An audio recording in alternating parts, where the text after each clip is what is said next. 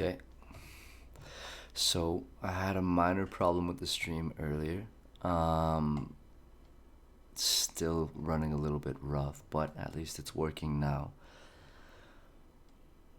Would you guys be able to let me know in the chat if the stream is working? Are you guys hearing me? Are you guys able to see me? Um, yeah, let me know. So I'm just double checking to make sure everything's working.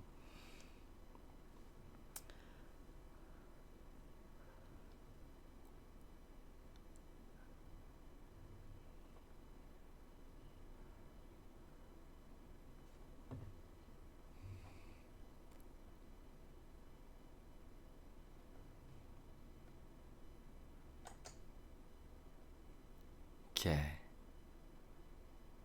So,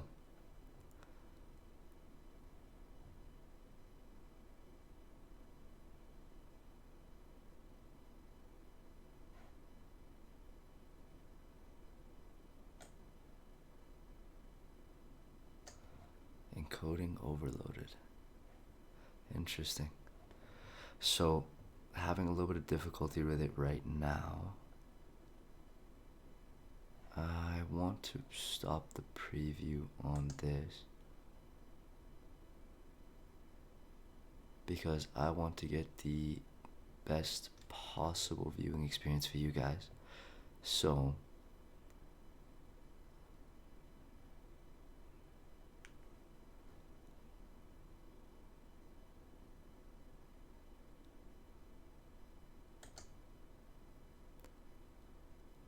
I need to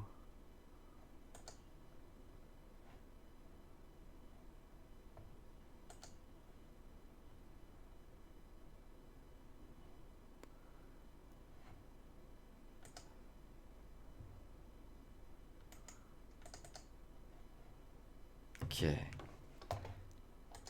Yeah, please let me know. You think I can hear you? Yeah, nice. Okay, so let's begin. So last week we finished chapter 4 of James and the Giant Peach. And just to recap, we had found out that his parents, awful things happened to them with a rhinoceros in London. I don't think we should speak about those things. And we found out that his aunties are not the kindest people. Aunt Spiker and Aunt Sponge. Very interesting characters, but not very kind to James. Now, let's see. It's working. Cheers. So, we also found out that an old man with a very big bald head came up to James and gave him a bag with beans, and then he disappeared into the bushes, and they're magical. And he said that whoever has the bag will get many blessings. And then the old man disappeared into the bushes, and we have yet to find out what James is going to do next. Now here we start at chapter 5. Let us begin. The next moment, James was running back towards the house as fast as he could go. He would do it all in the kitchen, he told himself. If only he could get there without Aunt Sponge and Aunt Spiker seeing him. Oh, he was terribly excited. He flew through the long grass and the stinging nettles, not caring whether he got stung or not on his bare knees. And in the distance, he could see Aunt Sponge and Aunt Spiker sitting in their chairs with their backs towards him. He swerved away from them so as to go around the other side of the house, but then, suddenly, just as he was passing underneath the old peach tree that stood in the middle of the garden, his foot slipped and he fell flat on his face in the grass. Poof! The paper bag burst open as it hit the ground, and the thousands of tiny green things were scattered in all directions. Ooh, no, that's not good. What is this going to happen? Might be a hint in the title. James immediately picked himself up onto his hands and knees and started searching around for his precious treasures. But what was this? They were all sinking into the soil. Oh no. He could actually see them wriggling and twisting as they burrowed their way downward into the hard earth, and at once he reached out a hand to pick some of them up before it was too late. But they disappeared right under his fingers. He went after some others, and the same thing happened. He began scrabbling around frantically in an effort to catch hold of those that were left, but they were too quick for him. Each time the tips of his fingers were just about to touch them, they vanished into the earth, and soon, in the space of only a few seconds, every single one of them had gone. James felt like crying. He would never get them back now. They were lost, lost, lost forever. But where had they gone to? And why in the world had they been so eager to push down into the earth like that? What were they after? There was nothing down there. Nothing except the roots of the old peach tree. And a whole lot of earthworms and centipedes and insects all living in the soil. But was that the old man had said? Whoever they meet first, be it bug, insect, animal, or tree, that will be the one who gets the full power of their magic. Good heavens, thought James. What is going to happen in that case if they do meet an earthworm, or a centipede, or a spider? And what if they do go into the roots of the peach tree? Get up at once, you lazy little beast. A voice was suddenly shouting in James's ear. James glanced up and saw Aunt Spiker standing over him, grim and tall and bony, glaring at him through her steel-rimmed spectacles. Get back over there immediately and finish chopping up those logs, she ordered. Aunt Sponge, fat and pulpy as a jellyfish, came waddling up behind her sister to see what was going on. Why don't we just lower the boy down the well in a bucket and leave him there for the night, she suggested. That ought to teach him not to laze around like this the whole day long. Why, that's a very good wheeze, my dear Sponge. But let's make him finish chopping up the wood first. Be off with you at once, you hideous brat, and do some work. Slowly, sadly, poor James got off the ground and went back to the woodpile. Oh, if only he hadn't slipped and fallen and dropped that precious bag. All hope of a happier life had gone completely now. Today and tomorrow and the next day and all other days as well would be nothing but punishment and pain, unhappiness and despair. He picked up the chopper and was just about to start chopping away again when he heard a shout behind him that made him stop and turn. Sponge! Sponge! Come here and look at this! At what? It's a peach! Aunt Spiker was shouting. A what? A peach! Right there on the highest branch, can't you see it? I think you must be mistaken, my dear Spiker. That miserable tree never had any peaches on it. There's one on it now, Sponge! Look for yourself! You're teasing me, Spiker. You're making my mouth water on purpose when there's nothing to put into it. Why, that tree's never even had a blossom on it, let alone a peach. Right up on the highest branch, you say? I can't see a thing. Very funny. Ha ha. What? Good gracious me! Well, I'll be blowed, there really is a peach up there! A nice big one, too! A beauty! A beauty! Aunt Sponge cried out. At this point, James slowly put down his chopper and he turned and looked across at the two women who were standing underneath the peach tree. Something is about to happen, he told himself. Something peculiar is about to happen any moment. He hadn't the faintest idea what it might be, but he could feel it in his bones that something was going to happen soon. He could feel it in the air around him, in the sudden stillness that had fallen upon the garden. James tiptoed a little closer to the tree. The aunts were not talking now. They were just standing there, staring at the peach. There was not a sound anywhere, not even a breath of wind. And overhead the sun blazed down upon them out of a deep blue sky. It looks ripe to me, Aunt Spiker said, breaking the silence. Then why don't you eat it? Aunt Sponge suggested, licking her thick lips. We can have half each. Hey, you! James! Come over here at once and climb this tree. James came running over. I want you to pick that peach up there on the highest branch, Aunt Sponge went on. Can you see it? Yes, Auntie Sponge, I can see it.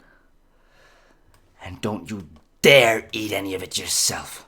Your Aunt Spiker and I are going to have it between us right here and now. Half each. Get on with you. Up you go. James crossed over to the tree trunk. Stop! Aunt Spiker said quickly. Hold everything. She was staring into the branches with her mouth wide open and her eyes bulging as though she had just seen a ghost. Look, she said. Look, Sponge, look! What's the matter with you, Aunt Sponge demanded. It's growing, Aunt Spiker cried. It's getting bigger and bigger. What is? The peach, of course. Oh, you're joking. Well, look for yourself. But, my dear Spiker, that's perfectly ridiculous. That's impossible. That's... Now just wait a minute. No, that can't be right, no. Yes, the great Scott, the thing really is growing. It's nearly twice as big already, Aunt Spiker shouted. It can't be true. It is true. It must be a miracle. Watch it. I am watching it. Great heavens alive, Aunt Spiker yelled. I can actually see the thing bulging and swelling before my very eyes. Jeez, man, the peach is getting huge. Chapter 7. The two women and the small boy stood absolutely still on the grass underneath the tree, gazing up at this extraordinary fruit. James's little face was glowing with excitement. His eyes were as big and as bright as 2 stars. He could see the peach swelling larger and larger as clearly as if it were a balloon being blown up. In half a minute, it was the size of a melon. In another half minute, it was twice as big again. Just look at it growing, Aunt Spiker cried. Will it ever stop? Aunt Sponge shouted, waving her fat arms and starting to dance around in circles. And now it was so big it looked like an enormous butter-colored pumpkin dangling from the top of the tree. Get away from that tree trunk, you stupid boy, Aunt Spiker yelled. The slightest shake and I'm sure it'll fall off. It must weigh 20 or 30 pounds at least. The branch that the peach was growing upon was beginning to bend over further and further because of the weight. Stand back, Aunt Sponge shouted. It's coming down! The branch is going to break! But the branch didn't break. It simply bent over more and more and more as the peach got heavier and heavier and heavier. And still, it went on growing. In another minute, this mammoth fruit was as large and round and fat as Aunt Sponge herself, and probably just as heavy. It has to stop now, Aunt Spiker yelled. It can't go on forever. But it didn't stop. Soon it was the size of a small car and reached halfway to the ground. Both aunts were now hopping around and around the tree, clapping their hands and shouting all sorts of silly things in their excitement. Hallelujah, Aunt Spiker shouted. What a peach! What a peach! Terrifico, Aunt Sponge cried out. Magnifico, splendifico, and what a meal! It's still growing. I know.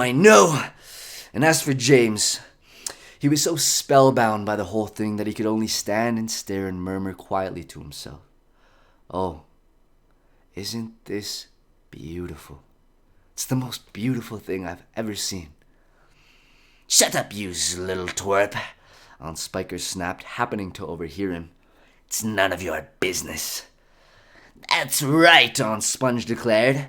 It's got nothing to do with you whatsoever. Keep out of it. Look, Aunt Spiker shouted.